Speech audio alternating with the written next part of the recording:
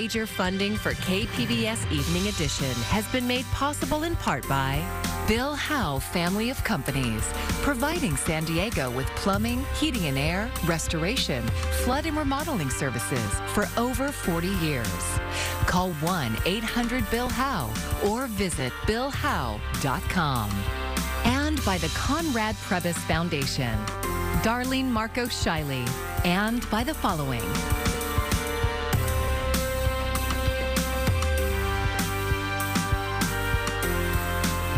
And by viewers like you. Thank you. The drought is easing, but other problems are growing. Thank you for joining us. I'm Maya Trabulsi. We have an update on how all of the recent rain is improving the drought situation. But first, storms are pushing back the timeline to get rail travel back on track. KPBS North County reporter Tanya Thorne tells us what that means for service between San Diego and Orange counties. Construction crews have been working away to stabilize the San Clemente railbed since train service got suspended in September. At first, they hoped to have it open in November, then December, then the beginning of February. But recent rain is pushing the construction timeline back even further. And right now, based on the amount of rain that we've had and just some challenges with the site construction out there, we think a realistic time to finish this construction is by the end of March. Eric Carpenter is with the Orange County Transportation Authority. He said passenger train service between San Diego and Orange counties will remain suspended at least until the end of February. That's when construction will be assessed, and they'll decide if it is safe to reopen the tracks, even with work still underway. At first, service may only resume on the weekends. We want to reopen this line as quickly as possible. We want them to, be able to have this reliable service again. It's just that this is emergency work that we did not anticipate, and we're completing it as quickly and safely as possible. Thus, the rain has been an extra challenge for us. The closure came after officials noticed the train tracks had moved over 28 inches towards the ocean since the last study in 2021. Carpenter says the good news is that no additional movement has been detected recently. We're monitoring that on a around-the-clock basis, and so far we've not seen additional movement, which says to us that this fix is working, and that's really good news. But during an OCTA board meeting, members of a group called Save Our Beaches criticized the method being used to stabilize the bluffs. Group spokesman Gary Walsh told board members that the loss of beach sand is what's threatening the rails and is what really needs to be looked into. By focusing on armoring instead of replacing the sand, is like a heart attack victim relying on drugs and CPR rather than lifestyle changes. Walsh said preventative measures are what's needed. Instead of dumping more riprap in the anticipation of this threat to the tracks, is the placement of sand. Pictures presented during the meeting show beaches along the rail line wide enough for volleyball courts and fire pits. But over the years, those beaches have washed away. Carpenter with OCTA said the focus right now is getting the tracks back up and running. It is a temporary fix. We are also undergoing a study that will look more long-term at what's needed. And of course, that will involve a lot more partners, both of the cities involved and at the regional, state, and federal level as well, both for funding and just expertise on that, right? We're focused on transportation.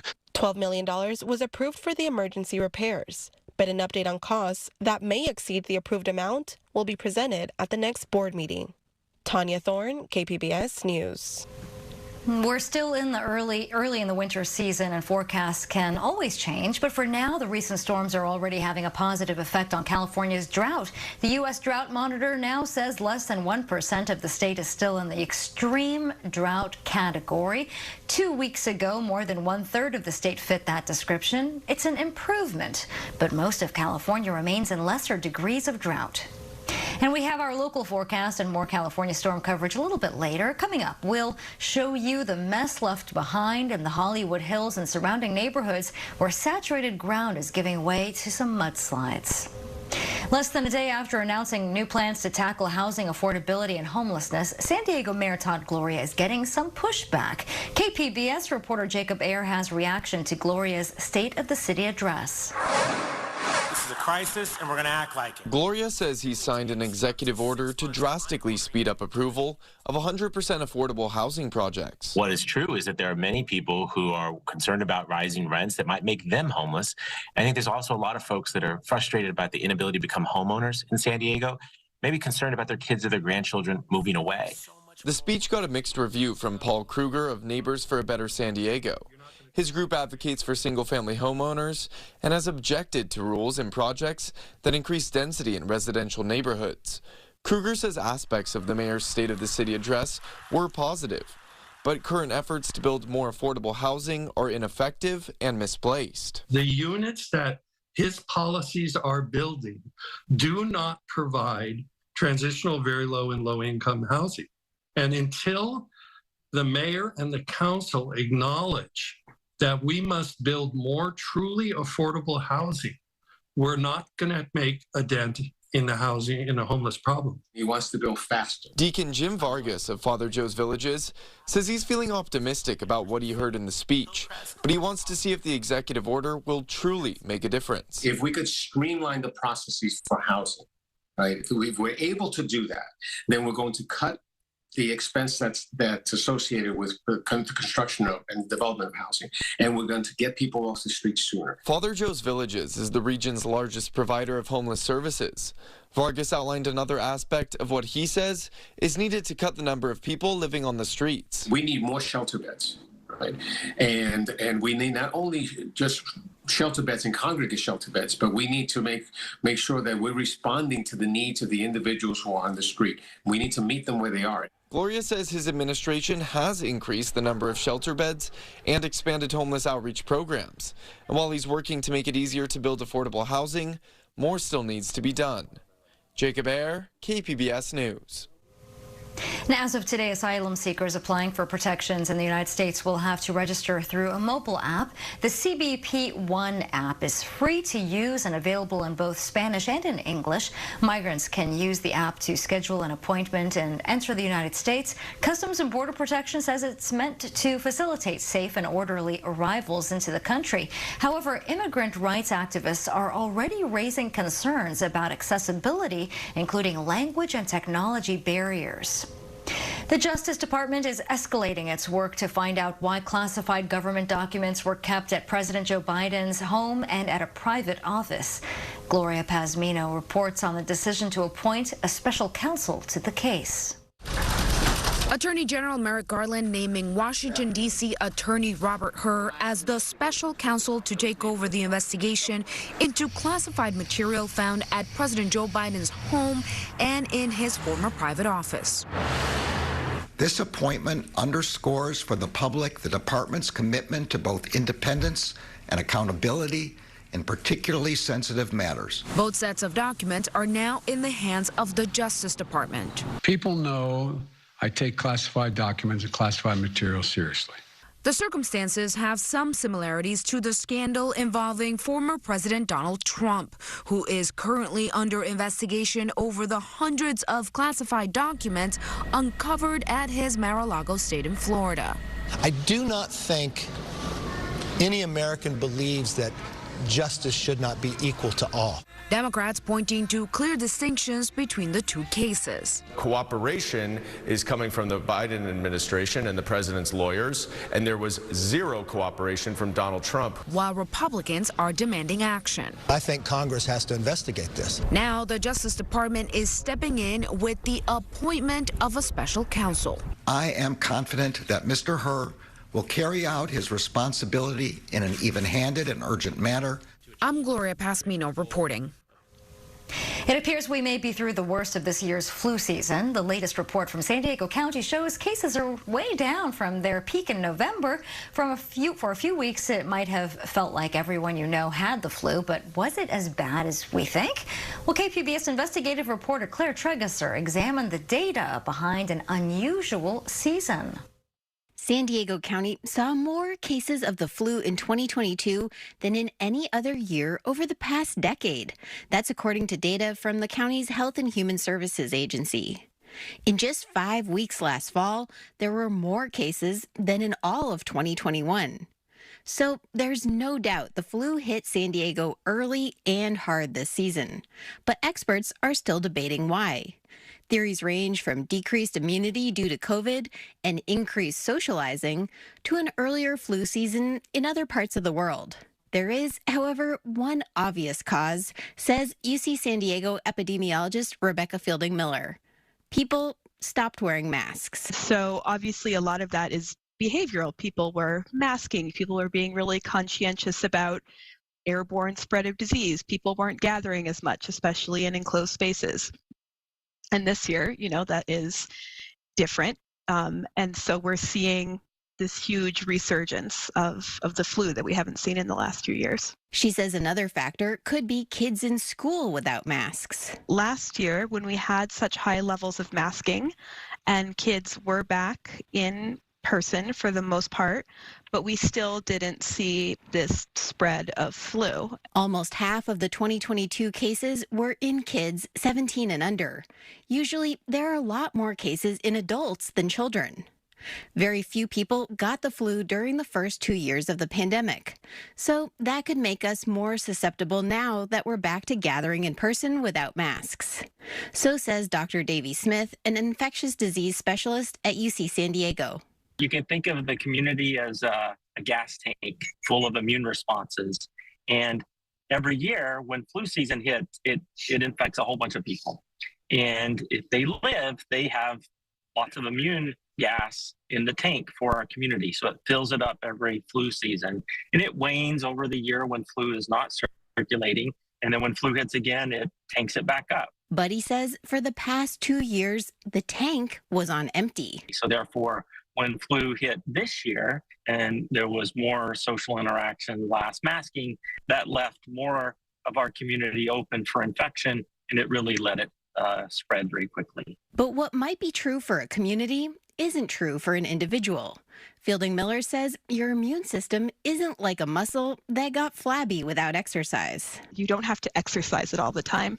Not getting sick for 3 years just means you didn't get sick for 3 years, which is really nice. It doesn't mean you're setting yourself up to get more sick later. It's important to note that the current flu season is far from over. It usually goes through March. And experts say it still remains to be seen whether the season will end up being historically bad. It could just be a normal season that peaked abnormally early, and we all noticed because COVID has made us hypervigilant. That's the thinking of Shane Crotty, an infectious disease expert at the La Jolla Institute of Immunology. My bet was that it'd be a fairly average winter for a number of these diseases, but that the perception would be it's a really bad winter season because such a high percentage of the population is now on high alert, right, for respiratory symptoms. People are also wondering whether this year's flu season will make next year's easier. That's a difficult question to answer. For one thing, flu viruses are different every year and hard to predict. Smith of UC San Diego goes back to the gas tank analogy. He says the current season could possibly fill the community tank. Well, maybe it increased the amount of immune gas that we have in our community. That'll last us a little bit better for the next year, and we might get into a more predictable cycle for our flu. However, what I've noticed anything over the past 2.5 years with COVID is that not to make predictions. There is one thing Smith says individuals can do to ensure their immunity gas tank is as full as possible. Get a flu shot. Claire Tregesser, KPBS News. And you can stream the KPBS Midday Edition podcast for more on this story, including a deeper discussion with KPBS investigative reporter Claire Tregesser. It's available on all major podcast platforms and at kpbs.org. And the San Diego Humane Society is in the middle of a crisis. For the last several months, they've had way too many adult dogs in their care, and they are pleading for the public's help. And as KPBS reporter John Carroll tells us, they've provided incentives to get it. No matter what kind it is, the San Diego Humane Society will never turn away an animal that has nowhere to go. But that policy has placed them in a very difficult situation. Really, ever since last summer, we've seen an influx in dogs, especially adult dogs, and it hasn't really ever stopped. The society reached a record number of dogs in its care last month, 606 spread across its 4 campuses. They're down to the lower 500s now. But they still have way too many. That's meant putting up temporary kennels in classrooms. Not an ideal situation. For every 2 dogs who are coming into San Diego Humane Society's care, 1 is adopted. And Nina Thompson says the length of time pets are staying here has gone up from an average of 24 days last year to 34 now. So the society is once again providing an incentive to adopt. In a joint effort with Mayor Todd Gloria that begins tomorrow, adoption fees will be waived for the first 100 adult dogs 7 months and older. After they reach that goal, adoption fees for adult dogs will be just $25 through Sunday. But if you're not able to adopt, there are other ways to help. The San Diego Humane Society depends on donations. Any amount is welcome. The San Diego Humane Society is also in need of other kinds of donations, things like dog food and treats, dog toys, towels, blankets. It all helps. The society is also placing more emphasis than ever on fostering dogs and rehoming them. Are you happy? Yep, very happy. And they're ready to help those willing to help them. We have all these resources on our website, sdhumane.org/rehome, so that you can possibly identify an owner for your pet instead of bringing them to the shelter. Other resources are available on sdhumane.org to help with fostering, with food, with veterinary care, anything a human needs to help one of these precious animals get the home and the help they need. John Carroll, KPBS News. The first inflation report for 2023 shows the cost of everyday items is getting cheaper. Isabel Rosales updates us on the reasons why and where there's still room for improvement.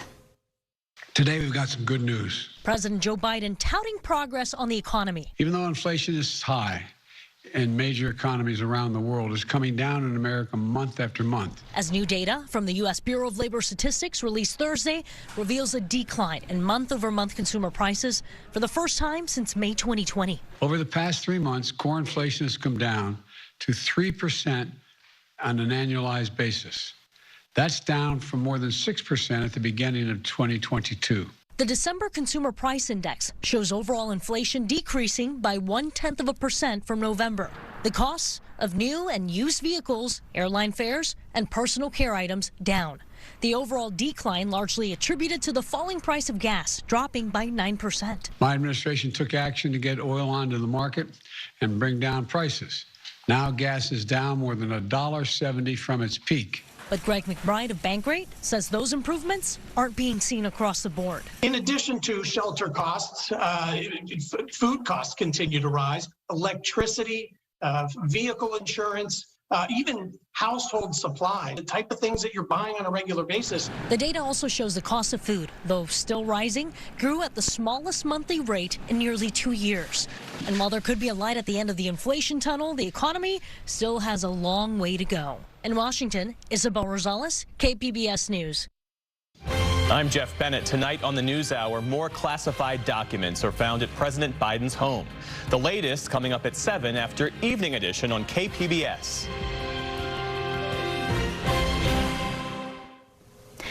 The city of Encinitas has closed down access to one of its beaches. The city says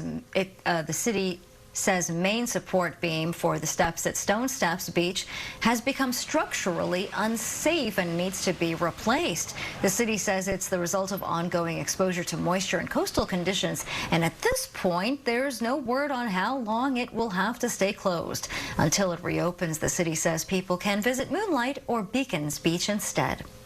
Well, California is expecting another storm system this weekend, and that leaves little time for cleanup in neighborhoods feeling the worst effects. Jeff Wynn shows us the muddy mess left behind in areas like the Hollywood Hills.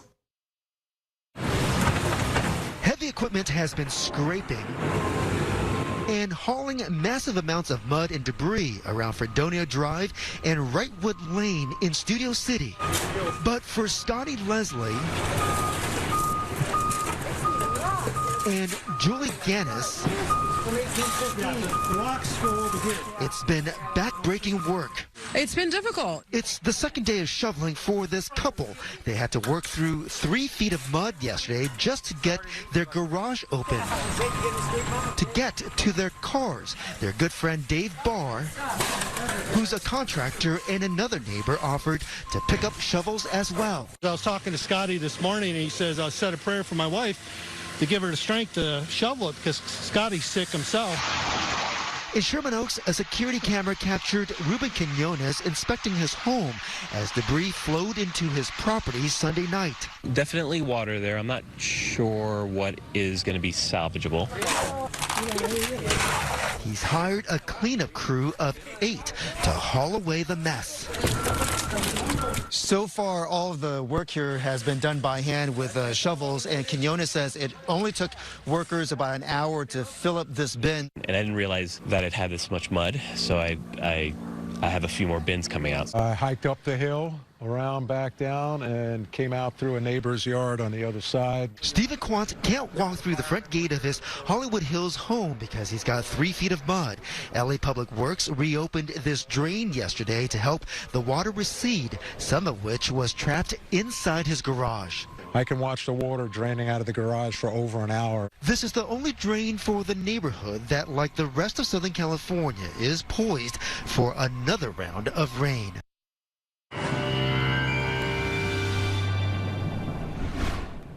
Well, we're doing great when it comes to drought relief, but there are some huge problems out there to our north tied to recent flooding and mudslides. We have dry weather this Friday in San Diego, but a weekend storm will bring the return of rain. And while most of us are going to be dealing with rain later this weekend and into next week with a few waves of low pressure moving through, snow levels are going to drop to around 6,000 feet. So there will be some spots into the high ground to our east that do see some snow. Look at the improvement we've made from the beginning of the wet season. Here was the drought status with the exceptional drought and the extreme drought. That's gone from California. We're still dealing officially with a drought, but we're making tremendous progress, and we're going to continue with that. Record snowfall, record most snow for so early in the season in parts of the Sierra. You can see we're doing well here in San Diego with above average rainfall, but look at our neighbors to the north. A lot of these areas have seen twice the amount of typical precipitation so far this season, and that is excellent news in Sacramento and San Francisco. Even though there's some flooding and a lot of hardship tied to this, it is a two-edged sword. We do have high surf advisory here for Southern California's coastline. The winds are agitating the seas a bit. Partly cloudy, 48 tonight. Overnight tonight, we get down to 41 in Ramona, 41 in Oceanside, Mount Laguna, 41 degrees as well. Futurecast is going to show the precipitation stays to our north, but it's getting closer on Friday back into the Bay Area. Pismo Beach is going to get in on this eventually, and we'll be watching as this eventually returns, but not tomorrow. Friday's still a dry day for us across the region. Over the course of the weekend, though, we get back into it, and we could see 1 to 2 inches of rain locally by Saturday night and through Saturday night. Big time snow into the mountains, and the flooding rain will return with additional river flooding, river rises, mudslide danger, especially to our north. We'll have some issues, but again, the biggest problems do remain to our north through the coming week. We'll have to keep a close eye on things, though, because again, this next system is going to be very active Saturday into Saturday night, pushing south with time, and there is a lot to talk about. So a quick look at those forecasts for the coast. Cool with rain Saturday, rainy again on Monday, a couple of showers Tuesday. Inland areas, showers off and on, periods of rain, cooler as well. Big drop in temperature into the mountains. Again, if you're above 6,000 feet, you can see some snow here and there into Tuesday, too. And the deserts, showers around, so not a bad change. The bigger flood issues are going to be to our north. I'm meteorologist Jeff Cornish for KPBS News. More people over 65 years old are using cannabis, and trips to the emergency room after using the drug have increased dramatically for that age group. KPBS high-tech reporter Thomas Fudge has more on a study that revealed an 1,800% increase in those ER visits in California. To most pot smokers, the adverse effects of marijuana come to little more than a bad trip. Maybe you get a little scared or paranoid. But in some cases, for older folks, the effects are more serious and they end up in the hospital.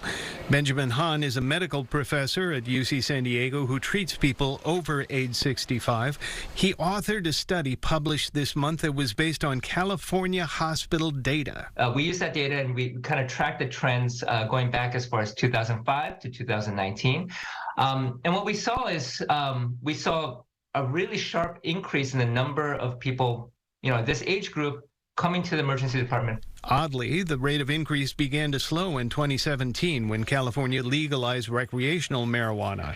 Hahn says data didn't show what conditions put these people in the hospital, but as a geriatric doctor, he's seen it happen in patients who have used cannabis edibles for chronic pain or difficulty sleeping. And so I've seen patients who, I see them later, they said, I used a gummy, nothing happened, and they don't know too much about the doses.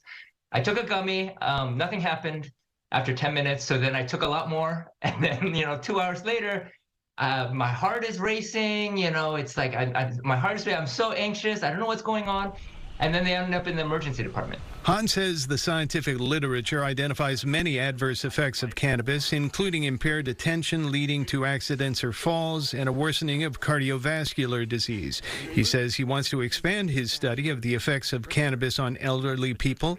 A new study will reach out to them to learn more about the conditions that led to their emergency room visits. Thomas Fudge, KPBS News. And you can find tonight's stories on our website, kpbs.org. Thanks so much for joining us. I'm Maya Trabulsi. Good night. Major funding for KPBS Evening Edition has been made possible in part by Bill Howe Family of Companies, providing San Diego with plumbing, heating and air, restoration, flood and remodeling services for over 40 years. Call 1-800-BILL-HOWE or visit billhowe.com. And by the Conrad Prebys Foundation, Darlene Marco Shiley, and by the following.